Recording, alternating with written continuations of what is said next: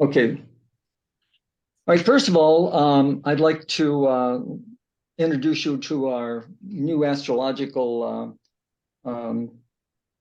site, which is going to be called the Astrological Weather Report. And just like the weather can change and put us into a hibernation for 6 months, it can also change and put the sunshine out so that we can basically, go down to the Gulf of Mexico and enjoy the warm waters. So the thing is that before we get on with the show here, I want to introduce my colleagues. First of all, Mallory Key, who is a professionally accredited astrologer and certified through the American Federation of Astrologers, as well as Olivia Estelle, that is also professionally accredited and certified with the American Federation of Astrologers. And I'm Tom Parsons, and I'm also professionally accredited not only with the American Federation of Astrologers, but I'm also certified through the International Society of Astrological Research. So to begin with, we're going to be talking about during this particular episode, Pluto going into the sign of Aquarius. But in time, what we're going to be doing is that we're going to be talking about the major planets, especially like Saturn, that's going to be moving into the sign of Pisces, which means it's going to be affecting a lot of different signs. And that's going to happen in March. And then we're also going to be talking about the planet Jupiter, because it's going to be switching signs. It's going to go into the sign of Taurus. And then we're also going to be talking about Uranus, which is in the sign of Taurus also. And then Neptune, which is basically in the sign of Pisces. We'll also be including in our next episodes the new moons, and then we're going to talk about the full moons. We'll also be talking about, certain retrogrades that are going on, as well as maybe certain planetary configurations that are going to be going on that may affect everybody, not just, an individual person, so to speak. And then as we also get into the future here, we're going to be getting into asking you for not only comments, but certainly if you have questions, as long as you have your birth data, you can send it in, and then we'll, sort of like maybe draw, I guess, out of a bowl or a dish or something, and draw it up, and, we'll let you know, so to speak, what our thoughts about your birth date and maybe the question at hand. So first of all, in order to talk about Pluto being in the sign of Aquarius, the reason it's important is that Pluto, when it goes into a different sign, is usually there for about 18 to 20 years. It's more or less like what it is. Now that's on what we would call, that's affecting the global civilization, so to speak. But in an individual's charts, when Pluto comes into your life, it's there for about 2 years. It does work in a sequential way, so the longer it goes on, the more intense it becomes in your life. Now, in order to first understand what we're going to say about things, I want to get back, to understanding what Pluto is all about, and then what Aquarius is all about. And then we're going to take those sort of like key words, and we're going to take them back to when Pluto was in Aquarius before, which was in 1777 to 1797. And we could take it back further, but I think that at least people that are living today understand what went on in 1777 when we were going through, gaining our independence from Britain, so to speak. So I think we're going to start out with explaining Pluto. I'm going to go through some of the key words with it, and then I'm going to hand it off to Olivia, and then Olivia will hand it off to Mallory, so that we get a sort of like a complete or better understanding from all of the ingredients that are here about what Pluto is all about.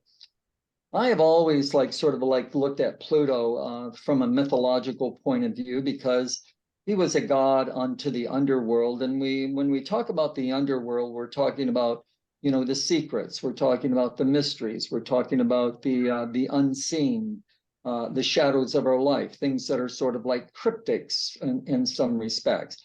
So it deals with things that are sort of, subterranean or beneath the surface. I guess, is that how we can put that? And then the other factor is that Pluto actually, if we sort of like update it, actually has the power to whip up volcanic eruptions, earthquakes, tsunamis, hurricanes, life and death, or we could basically be a little bit more tactful and say opening and closing chapters of our life. But when we talk about earthquakes, volcanic eruptions, we're not talking about change. We're talking about a transmutation and a metamorphosis in which, on an individual level, one is going to go from a linear matrix of life to a nonlinear matrix of life. So they're going to get themselves into a new paradigm, so to speak, is what goes on. And we just don't do this in a couple of weeks or a couple of months. We sort of like have to, first of all, go through a catharsis, because Pluto calls us, to start examining what is within us, what is going on. And so this is why we sort of like, takes a while to rebuild what has been programmed within you for, who knows, 20, 30, 40 years, so to speak, from day one is how I would look at it. So the thing is that we start going beyond the ego, and we sort of like getting into what we call the soul's growth. What does it want? Why did it come here? And so we get into sort of like putting things under the, microscope. We put ourselves under the microscope. That's why I say we go through the catharsis, and we really realize that, well, there's some things in my life that are just great, and I'd like to continue with these things, but there's some things that are no longer working. And one of the things that I like to explain about Pluto is that Pluto rules the cycle of puberty, which I think is a really good example of it, because puberty basically says, I don't want to stereotype anybody, but maybe we're playing with toys or dolls, and we're willingly closing that chapter of our life. But we're going to open up the new chapter of being the teenager, time to play with the boys, empowering ourselves. We don't need a babysitter. We become the babysitter. And then, the women start developing, their femininity at that particular time. And Pluto's with us, look, in our 20s, 30s, 40s, middle age, old age, retirement, and returning the prime creator, stages of evolutionary growth, working through the human entity. So this is why it's a big deal. It unmasks the artificialness that is, that we've sort of like embraced, and like I say, gets beneath that surface and brings out these raw ingredients, these latent talents, these latent abilities and potentials and drives and skills, and it's like either we can put on our breastplate and start taking control of our reality, or we can sort of like, succumb, unto the ego and stay enslaved, stay programmed, and just vegetate in life. And so this is why Pluto, I think, is, one of the more, important planets, because what I like about it is it brings things to the surface. So I'll let you know what's wrong. And then what it does is that it empowers you with all this power to start sort of like purging, those things that aren't working, those things that are malfunctioning, and then it empowers you to start shredding this so that we can start improving our life, and getting into this new, sort of like cycle of individuality, but more in tune with like the soul's growth, so to speak. And so it propagates these new potentials, to basically, sort of like plant seeds, fertilize these seeds, so that we can, develop ourselves from the inside out with simple things, latent talents, abilities, potentials, drives, make major moves, job changes, get married, have babies, things of this particular nature is what goes on. So let me throw it over to, because I feel like I'm talking too much here, but let me throw it over to Olivia. And Olivia, do you have anything to add? Yeah, well, I love your puberty analogy there, because if you look at what goes on during puberty, it's like a crazy mass of hormones. If you know any parents of teenagers, you know that it is not an easy initiation, We know that it is kind of, there's like a phase of almost chaos before we reach our new self, like our new state. Right. And I feel like everyone is going through that right now. I feel like that it's happening on the personal level and it's happening on the collective. What about you, Mel? Yeah, and I like how you first of all, thank y'all for being here tonight. And I think going to what you just said, Olivia, we are all noticing the change. It's a huge transformation. Pluto is about transforming. It's not just on the surface level, it's deep, and you will not recognize yourself afterwards. And so I think our community, personally ourselves, I think the community, I think our country, I think it goes out to our world, and it's obviously transforming. It goes into another sign, which will be another way of being. And from the Capricorn, the very sturdy government, boundaries, control, and another type of power.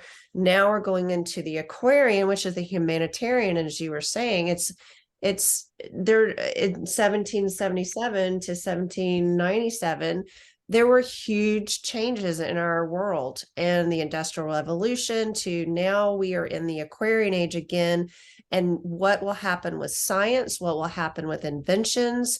Obviously, we are advancing to outer space. So it's going to be fascinating to see where we will advance ourselves as a society and as a culture into this new age. Absolutely, especially because with all of the sort of intense things that Pluto represents, it's important, you know, to just kind of remind the audience that our intention is to show that there is hope. There is a light at the end of the tunnel, even though Pluto can kick up chaos, right? There is a better self that's waiting on the other side. And so ultimately our message is one of hope, even though we're going to be realistic, you know, in this podcast. Mm-hmm. Well, the other thing we've got to look at also is that what is Aquarius? What is that sign basically all about? And Aquarius basically is all about humanity as a whole. It's just not you as an individual. It's about, you know, your fellow brother, so to speak, your fellow sister, so to speak. So it reaches out, you know, to all races, religions, and things of this particular nature. It deals with, you know, like basically what I just said, humanity. You know, no matter where you live, who you are, what language you speak, and what portion of Earth do you occupy, so to speak.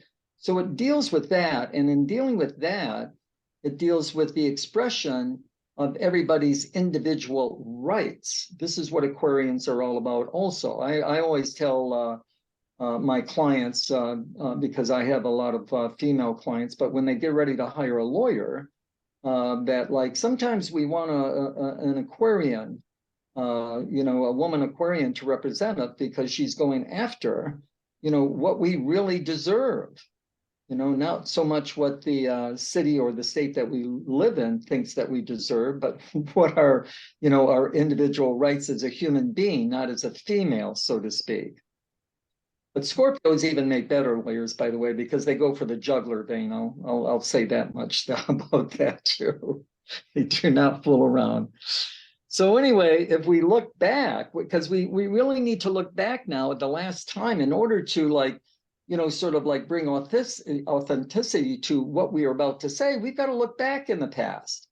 And all we've got to do is just upgrade it a little bit. So if we understand what went on in the past, well, look, if we go back to 1777, 1797 to then the thing is that obviously we were, you know, in a war at that particular time, the Revolutionary War. We were trying to express our rights and break away from England at that particular time. That's what was basically going on. And it was interesting because Pluto normally rules taxes, by the way, as well as even the stock market, as a matter of fact. And so this is one of the things that were going on. We were being taxed to death. Sometimes I think we're being taxed to death again, but anyway, that's my Which- personal opinion. Yeah, and it's interesting about that too, because there's talk now of getting rid of income tax and instating the consumption tax instead right now. Right. Well, there are certain states that are even lowering their income tax that have been up to 4 or 5%, and each year they're lowering it. So they, there's going to be more states that are going to be much more competitive. I would look at it this way, with people moving into or business moving into, because that income tax is not, that state income tax is not going to be there. Right. So anyway, some of the things that went on that dealt with sort of like that were, as I said, first of all, the Bill of Rights was going on at that particular time, as well as the flag of the Stars and Stripes was designed and created at that particular time, is more or less like what happened with this too. But there's a lot of things that went on because the Constitution was being written, and I don't know if it's the first words or exactly where it's at, but it starts out with "we the people." Not the government. We the people is where it starts, which I think is like, I don't know, maybe we need to bring back those boys, it's in my personal opinion. But anyway, so it starts out with that. So the thing is that we know the French aligned themselves with us at that time to help us out. But some of the things that I noticed that were, going on that I think that were really important at that time that dealt even with religion, the Catholics were kicked out of England during that particular time period. They basically says, we're just going to continue to be Protestants here, is what, it goes on. But other things I want to talk about here, William Herschel discovered Uranus. And it's interesting because Uranus rules the sign of Aquarius. Right. It's basically what it does. And then electricity and magnetism were discovered, and Uranus even rules electricity, magnetism, computers, things of this nature. It deals with, the internet, those kind of things. But listen, so the Bank of North America was first created at that time. The first iron bridge was created at that particular time. The thing is that Noel Webster created the dictionary at that time. Benjamin Franklin created bifocals at that particular time. And then the Constitution was ratified by a number of states at that time. And then actually, George Washington was elected president at that particular time, is more or less like what went on. Although the Louis XVI over in France had to go out the back door because they were going to hang him, as the downfall of the French Revolution was going on during that particular period also. I will say this, the steam engine was created, the cotton mill, the flour mill, those kind of things. Artificial teeth were created. Those kind of things, they even got, down in Peru, they abolished slavery. In Haiti, there was a revolution that abolished slavery. And these are all things that go with our fellow man, so to speak. But at the same time, sometimes we don't get along with our fellow man, like Iran or Syria or Russia or North Korea, as well as like even China. So there, we have to look at it that there's been sort of like a suppression of individual rights. But these things are they starting to get out of that embryo? Are they starting to come to the surface? Especially with women's rights over there in Iran. Yes. Other parts of the world, so to speak. I mean, in Afghanistan, the Taliban basically said, the women can't go to school and they can't teach. Just come and cook and clean. Be a good. And it's like my Education ends at 6th grade. It's flabbergasting. Yeah. Word I can use. So going back to your point with the revolution during that time in England, George Washington did not want to be called a king. He was a president for the people, by the people, elected. And so we don't. That was a good call. So we don't need kings anymore. Yes, he was. Absolutely. That's interesting. And I really feel like we have a global, like, especially with Pluto moving into a humanitarian sign of Aquarius, we're moving out of Capricorn where things are kind of being the old things, the old ways, Right. not old ways as in, old traditions, but maybe even kind of old thinking, things that are outdated. Well, Things that Pluto's have, detoxifying. Pluto's yes. detoxifying. That's what's Right. good So when about we're it. moving into something new, we have a global, everything that doesn't fit, all eyes are going to be on them. So there's a glaring discrepancy, for example, on, the things like in Afghanistan, things going on in Iran. How can these things, they can't keep going. Right. That goes back to Saturn is usually a planet associated with the past, and Uranus, which is the ruler of Aquarius, is about the future and innovative ideas and going forward, whereas Saturn being the ruler of Capricorn, that's the old guard. So now we have this Right. dichotomy of Pluto moving from the old guard of way things have always been done to something that's futuristic. Exactly, because Pluto is the densest planet and it holds power, right? So if the power is moving from the old into the new, we're just kind of in this middle period as we shift over. Well, I do want to say one thing also, because we're astrologers and we know, but the audience doesn't exactly know in some respects. But Pluto is moving into what is called the first declension. You know what I mean? Because it's the first 10 degrees that Pluto is extremely powerful. Mm-hmm. It's more or less like what because it's in a sign for 30 degrees, but the first 10 degrees are the most important. So this is going to be an extremely important time. So if we start updating now, especially with Aquarius, that deals with, if we're talking about, geez, a new dictionary, does that mean a new internet? Does that mean new platforms? You know what I mean? Yeah. That give us maybe more freedom of expression, so to New speak. definitions But, huh? and new definitions. Yeah, exactly. So then it also deals with artificial intelligence. And we were talking about this prior to this. And, I'm thinking that as you guys are, the artificial intelligence could be more or less like that. There's more and more people that are going to be working out of their own home. Because let's understand these corporations, especially like in, I don't know, I think New York City, and especially out in LA, you know what I mean, that rent these 20 or 30-story buildings, that is a tremendous amount of overhead.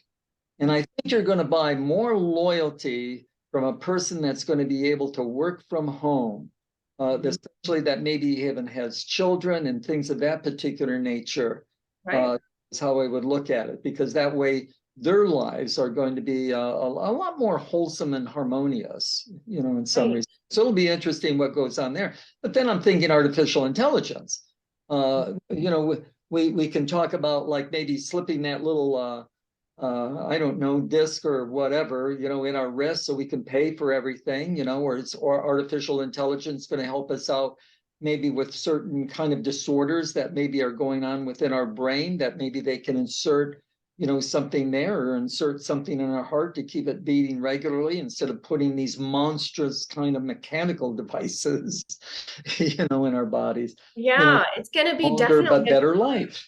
Yeah, it's going to be time for discernment about that. I definitely think they're going to be trying to, insert things into our bodies probably to help. And we're going to have to use that that plutonian Exactly. discernment to Exactly. say, do we want this? Mm-hmm, mm-hmm.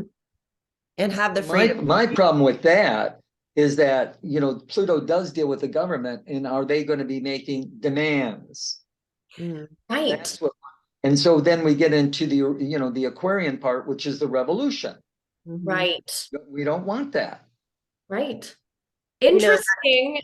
Along the same lines is in 1778, Oliver Pollock created the dollar symbol. Yeah, because the dollar was created at that particular time. The American dollar bill was created at that time. Yeah. That was going on also. Right. Another part that you were mentioning about the workforce that Yeah. could change, and that so many, of course, now are working from home, and the overhead of these buildings, there are also community workspaces are bubbling up everywhere, where people may have the opportunity to work at home, but they don't want to actually be by themselves, 24/7. So Right. there are these pop-up places or coffee shops, or even renting spaces that allow those that work from home to join a community and Right. be a work from home community. It's so you Well, never. Olivia, why don't you talk about that? Because we were talking about home ownership in communities and retirement centers. That's Uh, very what's interesting. going to be going on in the future with all of that? Right. I mean, there is talk. I think it's happening. The talk, I think, is happening more in Canada now, but there is talk about creating cities, 15-minute cities. Is that what you're talking about, Tom? Yeah, yeah, Yeah, exactly. where it's kind of a futuristic type of city that, they're going to try to kind of push people into, or, talk people into joining. And there's going to be pros and cons to that. There's probably going to be pros that might seem a little bit better on the surface than they really are. I mean, because you just have to be careful of control in those situations. But Right, that possibility, we're probably going to be faced with this choice where deep discernment is necessary. It's Pluto. right. Mhm. And Yeah. why is it called the 15-minute city, Olivia? Because I think everything is, I'm not exactly sure, but everything's convenient, like 15 minutes away. Yeah. Everything's within 15 minutes, right? So they're trying to create what humans, speaking of Aquarius, what humanity should already really have, or what we should really be creating for ourselves, which is community. Mhm, mhm. So And getting that's back to what our this- right. So Mhm. getting back to our own definition of what community means is what I think is my personal opinion. This is where I want to take, Pluto. This is where Pluto is taking me is, what is my definition of community, and how can I create something that is organic, something that is sustainable, and not necessarily giving up any of my own autonomy. Right. I think Autonomy is a big word with Uranus and Aquarius. Having your own autonomy in the midst of community. yes, exactly. Because that's kind of what you would trade for a 15-minute city. You'd be Mhm. trading a lot of your autonomy for a kind of like a already created community for you. But I think unless humans really do the work of creating their own communities, that could be the issue, is that you trade your autonomy for it. Mhm. So these are just things to, look out for. And I think discernment is a good word. Being discerning on really what it is that you want and what works and what might be below the surface with Pluto. Right. Well, Below the surface.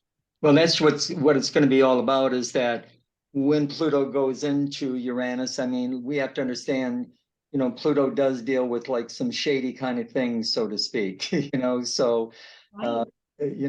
people will, definitely have to, do their homework, so to speak. Right. And to be As clear, well as, Pluto is going into Aquarius, and Aquarius is ruled by Uranus. right, So a lot of our, so it's kind of hard to really distinguish between Uranus and Aquarius because it's the same energy here. right. And then the other thing we need, I was, talking to you guys earlier about crypto. And I'm just looking at it that certainly the government wants more and more control. And the thing is that especially over currency is how I would look at it. And so I'm looking at it that they're going to develop their own crypto is what they're going to do, because they're going to be able to they're not even going to be needing a camera to find out where the money is at. Right. Sure. Right. Yeah. And So that, I think that's coming whether people like it or not, but it's all about the government having individual control over your assets, how much you make, where you spend it, those kind of things are going to go on. So right. while we talk about these wonderful inventions that were created, I mean, we can talk about that. Absolutely. In the next 18 years, we could put a little colony on the moon. Absolutely. We were talking before, we could be mining asteroids because of their it'd be worth the money to do it because of the favorable sort of like minerals that are on it, I guess. Right. And our ability But to then do I it. think that we definitely could send a mission to Mars. There's no reason to do that. But it's interesting because Uranus, we have to understand, is the brotherhood. And we live in sort of like what we would call a galactic brotherhood. We can't prove it, of course, but who knows with Yes. the new telescopes that are out there and things of this particular nature, and more and more of these unknown sightings, whatever they represent. Who knows what else could be sort of like liberty, sort of like discovered. And it's interesting because one of the things I had to laugh at when I was doing some research is that we just shot down these, the China balloon. The first balloon was created, the balloon ride was in the 1777 to 1797. Oh, Ride interesting. was created. Whoa. Pretty cool. Wow. That is fun symbolism. That is. Another thing this conversation was making me think about, in 1778, the first treaty between the US and the Indian tribes was signed. Now, the symbolism to that, I think, is incredible because this Right. treaty, first of all, was not honored by the US. Right. Not honor. I mean, the US did not. I don't think any of them were. Right. And the treaty that was signed was really all about what the US wanted. Right. And so, you think about, what the government wants versus, pretending to, make peace with the people, make peace with the Indian people. And that is not what happened. So I A think shady deal. exactly, we should be on the lookout. Mm-hmm. Another interesting thing is Captain Cook discovered Hawaii, Vancouver, Yeah. lots of other islands that he kind of stuck his claim on, and so you have this discovery and a, rather kind of a colonial push for, expansion, but we still have to think about the humanitarian aspect of things. We still have to make sure that, in our push to expand, say, into new technology, are we still keeping humanity in our Right. hearts? Are we still, doing what's best for everyone? Yes. Or does it really just serve kind of the government?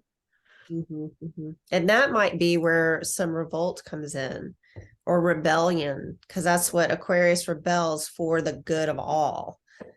So Absolutely. Well, I think in the next few years, what people really need to do is that they need to, sort of like maybe even pay attention to their intuition and try to read beneath beneath the surface, or, beneath the lines here, is that what is kind of like, really, really going on here. Yeah.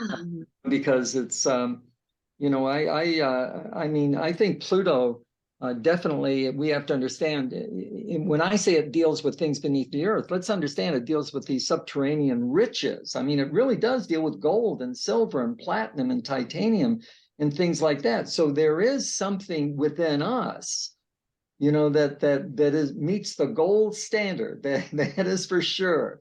That's going to be 99.9% pure soul instead of this maybe contaminating ego that we've sort of like worn for the longest time in some respects.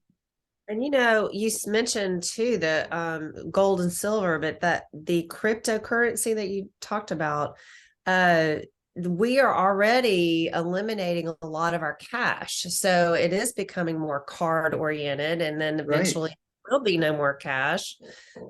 So that would be, maybe it is certain grocery stores. I mean, at the fast checkout, you have to use a debit card or a credit card. Mm-hmm. You have to go to a teller in order to pay cash. Right. But I've always found that when I pay cash, I get a better deal.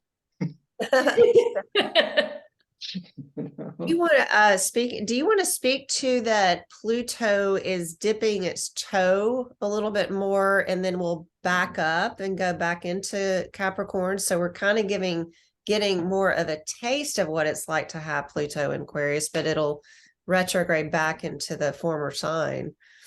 Well, a real retrograde, but we have to understand it's still going to be in orb of Aquarian nature is what it's going to be. So the thing is that, yeah, by being in Capricorn, I mean, we have to understand this is, still going to be in fact, because, Capricorn, like you said, represents tradition. It represents the government and the president and people of heads of state, or the president of a company and, traditional, factors and affairs and things like that. So, things like, I don't know, I'm looking at like, those things can sort of like maybe come to a conclusion.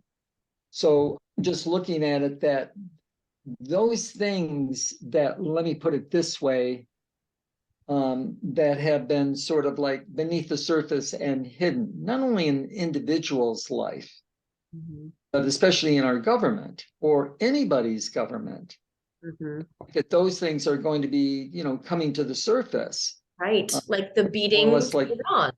Yeah, exactly. So that it came to the surface. I mean, Capricorn, because it is Saturn, it's a sign that deals with rules, regulations, morals, values, ethics, and the 10 Commandments. So anybody that's been doing anything under the table, it's like either a time to surrender, right?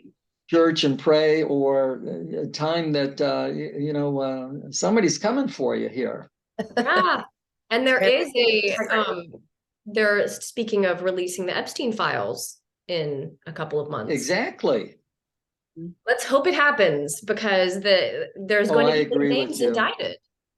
I mean, I mean, maybe it is going to come out, but I'm just wondering, are there going to be, certain parts that are sort of blacked out?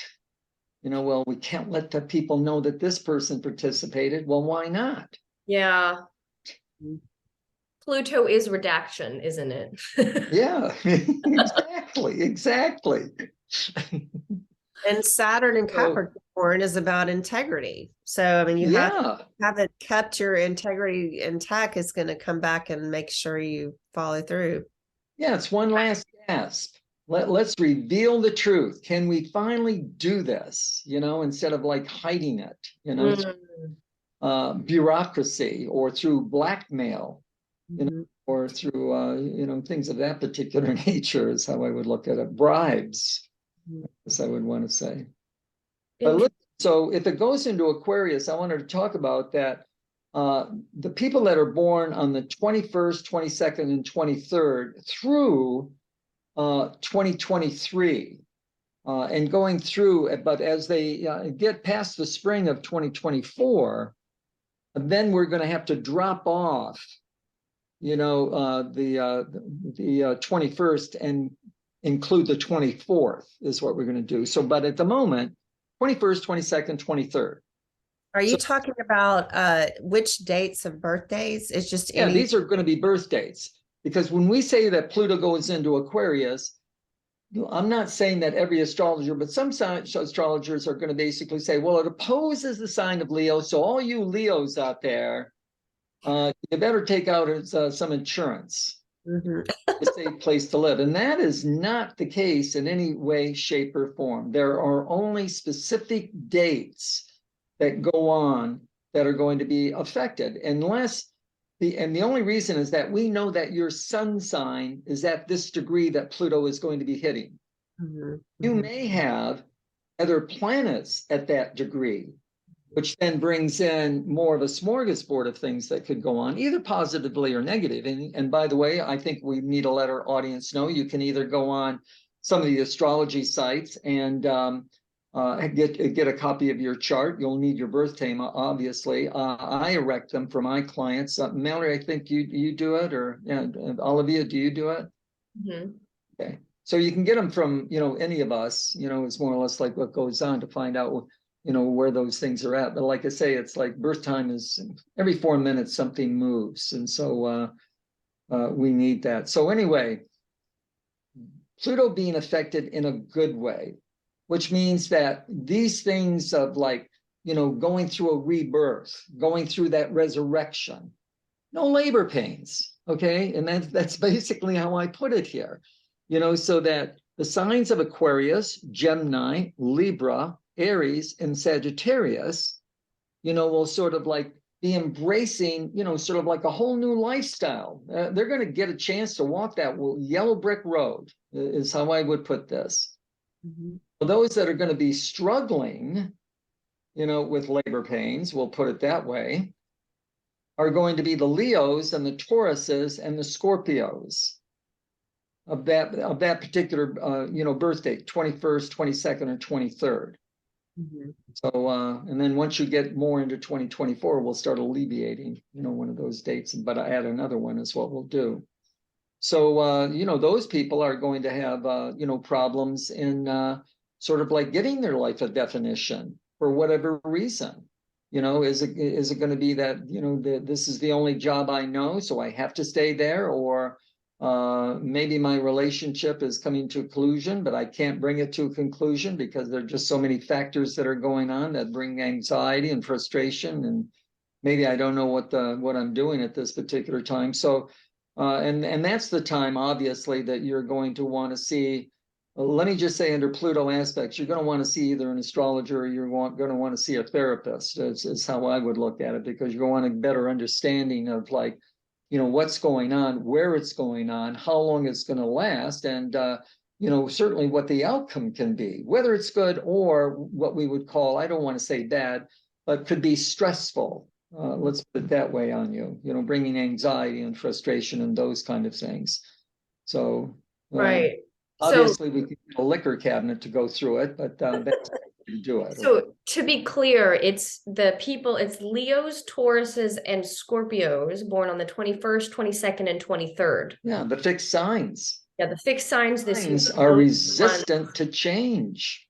Okay. And I mean, I like it when everything is good for them, because they're just persistent, determined, conviction of thought, dust themselves off when they get knocked down and those kind of things, and they rise to high positions of notoriety or power. But boy, when Pluto comes along, one of the most powerful planets that there is, that deals with like hydrogen bombs, major earthquakes, life and death, my goodness, it's power struggle.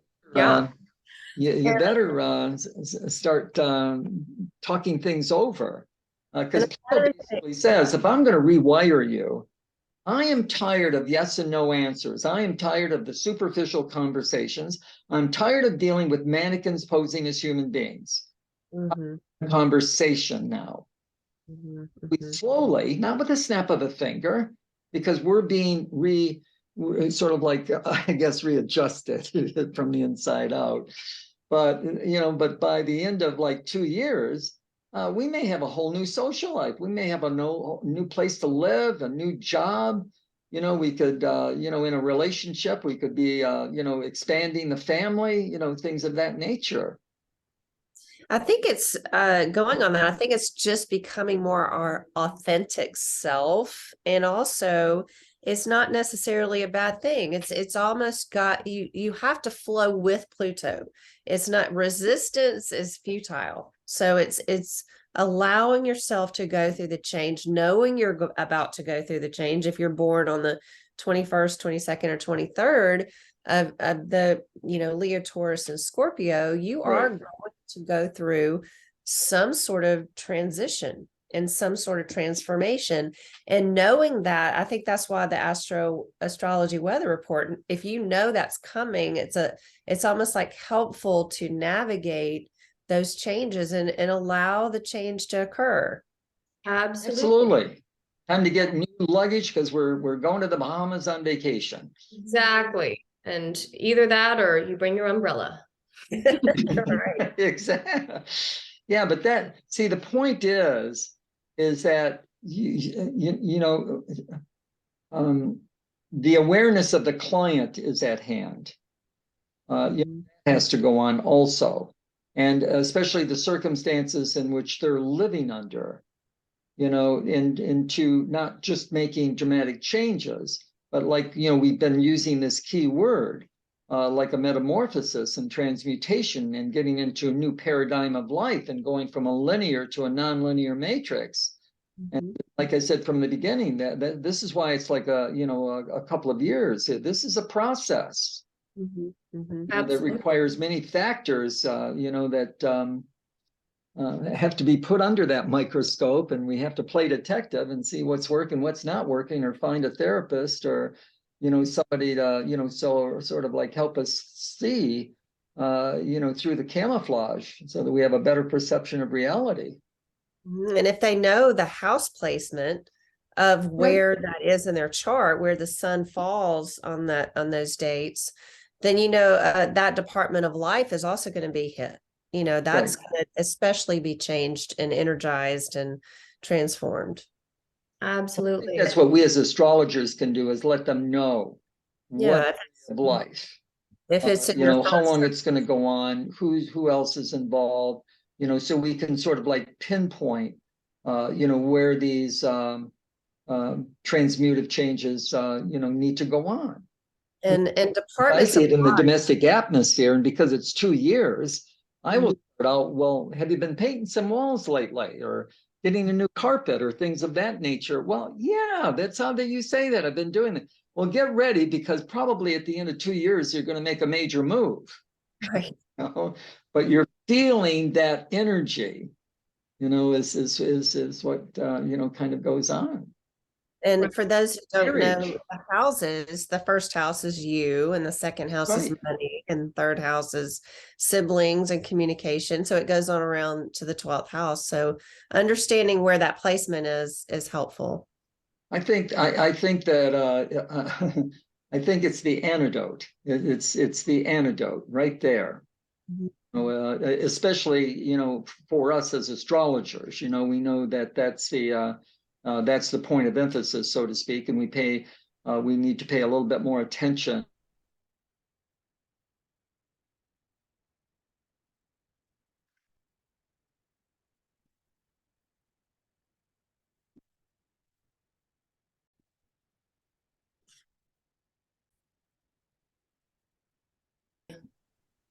Not really knowing what I missed after my internet kicked me off. Yeah, I really feel like I'm excited about, this Pluto going into Aquarius. It's going to be a wild ride. I think we have a lot to look forward to. I think it's a very innovative time period, especially for humanity. And what we have, if we discovered electricity and magnetism, that just sort of like resonated with me. Are we talking about maybe, like Telsa and using the magnetic energy of Earth, or, things of that particular nature? Tesla, yeah. If the corporations will let us get away with it. Nikola Tesla, to be right. Right. Thank you. That's true. Yeah, we want to make sure due process is served here. Yeah. So I guess next time when we get together, we're going to talk about new moons, full moons, but we're then going to concentrate on Saturn moving into Pisces, as a matter of fact. So we'll let people know, once again, at least Saturn's not in for, a couple of years. Saturn's normally in for usually about a month, and unless it goes retrograde, and then it can be in for like about 4 months, So we'll give you the ingredients of Saturn. We'll give you ingredients of what it did like about 28 years ago. And then, like I say, the new moon, full moon, and maybe some retrogrades that might be coming up, something like that. And I think that's about it. There's a new moon tonight. There is a new moon happening in Pisces at 1 degree tonight, and depending on where you live. So it could be tomorrow. Right. So yeah, it'll be interesting if we're shooting down any more balloons over the ocean. Yeah, that will be interesting.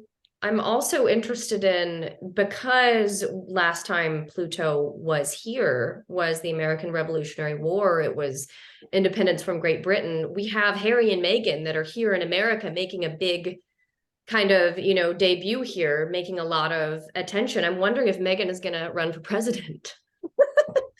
Wow. That's a lot. I mean, if you're talking about getting away from England, and if we're going to be revisiting these themes. Well, sometimes I wonder, did we really get away from England? Yeah, and it's Pluto, right? That'll bring that out to the surface. Oh my goodness. And like about Uranus is that, I mean, Uranus basically is like a lightning bolt that strikes. Mhm. Yeah, I mean, does propel you into the future with, excitement, enthusiasm. That is for sure. But it can blindside people. Hmm. People, I'll put it that way. That the goods are up, That's or right. maybe Yeah. there are factors that are going on, to start your own business or something of that nature.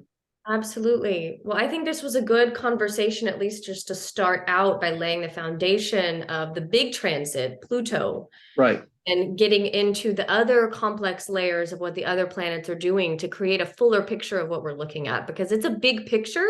And I feel like our conversation, even though it was an hour, only scratched the surface. So Exactly. And Saturn and Pluto are shifting signs, in the same month. So Saturn going to Pisces and Pluto Right. dipping into Aquarius for which is, and interestingly, the last time that Uranus was in Taurus, Saturn was also in Pisces.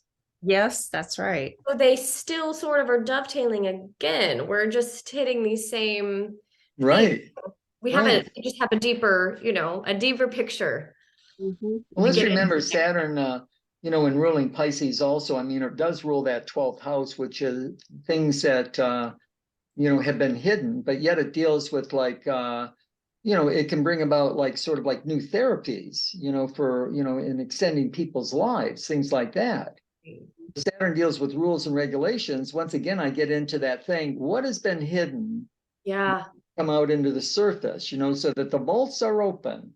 Mhm. Pluto is shadow work, Oh, yes. Very good This point. is Earth shadow work. It's humanitarian shadow work. It might feel like Right. we're like wallowing in chaos, but really we're just kind of getting down there to kind of And get a deeper therapy.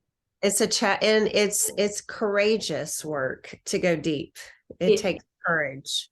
Exactly. point. It's Very- a time, yeah. You got to put on the breastplate, that's for sure. Yeah, it asks more of you for sure. Yeah. Right. Well, this has been You all fun. set then? So Yeah. fun. All right, I'm going to Good. say good night Everyone. then. See you Good next night. time. All right. Bye-bye. Bye.